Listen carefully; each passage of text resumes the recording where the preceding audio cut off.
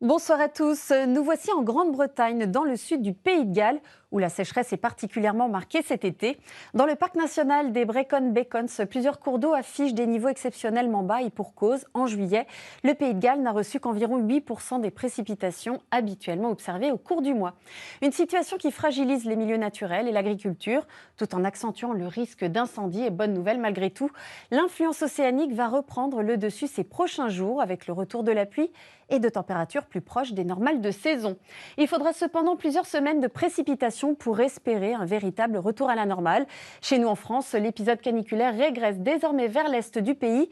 La baisse des températures se poursuit en effet sur de nombreuses régions, à l'exception toujours du quart sud-est. Alors aujourd'hui, le temps s'est stabilisé sur la façade atlantique et sur un large quart nord-ouest. Demain, l'instabilité résistera encore sur les régions de l'est et au réveil, regardez, les températures resteront environ 5 degrés au-dessus des normales de saison et seront particulièrement élevées près de la Méditerranée. Côté ciel, les averses seront parfois orageuses entre l'Alsace, la Bourgogne, la Franche-Comté. Il y aura de nombreux nuages bas de la Bretagne à la Normandie, mais aussi du Poitou jusqu'au sud-ouest. Dans l'après-midi, l'instabilité se renforcera de la Corse aux Alpes jusqu'au Jura et à l'Alsace, mais également vers l'est du Massif central et les orages pourront localement donner de fortes précipitations. Mistral et tramontane se renforceront enfin.